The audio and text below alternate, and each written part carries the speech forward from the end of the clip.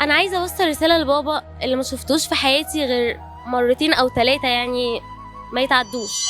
بابا موجود بس هو طول عمره مسافر وما بشوفوش خالص، يعني غير كل فين وفين مره. عايزه تقول له ايه؟ عايزه اقول له ان انا كنت محتاجاه في حاجات كتير قوي في حياتي، وهو ما كانش موجود معايا فيها. يعني محتاجه حضن بابا، محتاجه اللي هو يبقى جنبي، محتاجه يسالني عن حياتي، محتاجه يعني انا مثلا في خطوبتي ما لقيتوش جنبي، ما لقيتش بابا جنبي، فانا محتاجه اللي هو احس بالاحساس ده، باحساس الابوه عموما. انا ما حسيتش بيه ولا مره في حياتي. ليه ما حاولتيش تقولي لابوك الكلام ده وانت مثلا بتكلمي في التليفون او هو معاكي؟ لا، حاولت كتير وقلت له الكلام ده كتير، بس هو بيفضل يقول لي يا حبيبتي انا عشانك متغرب، يا حبيبتي استحملي، يا حبيبتي يا حبيبتي. بس كل الكلام ده طبعا يعني مش بيهون عليا. اكيد انا محتاجه بابا جنبي، محتاجه احس بوجوده جنبي، محتاجه احضنه، محتاجه اشكي له واحكي له واقول له بيحصل معايا ايه. انا بيحصل معايا حاجات كتير جدا في حياتي، وحاجات كتير بتاذيني. عايزه اقول لك حاجه، انت عارف انا لما بلاقي حد يعني حنين عليا، او مثلا حد بياخدني في حضنه، بفضل افتكر بابا، اللي هو بحس اللي هو ابويا، اللي هو انت محرومه من حاجات لقيتها في انسان تاني. انت فاهمني؟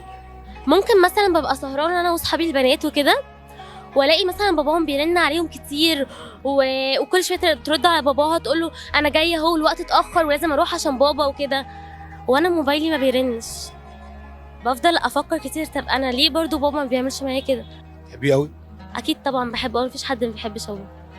اكيد ابوك هيشوف الفيديو ده وهيحس بكل كلمه انت قلتيها، بس برضه ممكن يعني يرد عليك بلسان حال ناس تانية، ممكن يقول لك ايه؟ ما هو بيجمع لكم فلوس عشان خاطر تعيشوا، عشان خاطر الظروف مثلا مش احسن حاجه. بص هقول لك حاجه، مش كل حاجه فلوس. طز في الفلوس، طز في الفلوس قصاد اللي هو يبقى معايا، واللي انا بقى في حضنه، واللي هو يبقى ابويا معايا في اي حاجه اجري عليه، فاهم؟ لكن هو مش معايا، فانا ممكن يحصل لي اي حاجه هجري على مين؟ طز في الفلوس كلها. لو هو موجود طز في اي حاجه. اكتر وقت بتحس بيه او اكتر وقت بتفكري في ابوكي امتى؟ اكتر وقت لما بيحصل معايا مثلا مشكله، واكون مثلا مفيش حل قدامي غير مثلا يكون في راجل لازم هو اللي يحل لي الموضوع ده، فانا هلجأ لمين؟ هلجأ لحد غريب. عايزه اقول له اللي هو وحشني جدا، واللي انا بجد مفتقداه، ونفسي اللي هو يرجع ويبقى وسطنا، وطز في الفلوس كلها بس يبقى معانا. وانا بقول له الكلام ده، والكلام ده اللي طلعته عشان انا بحبه بس مش اكتر، فاهم؟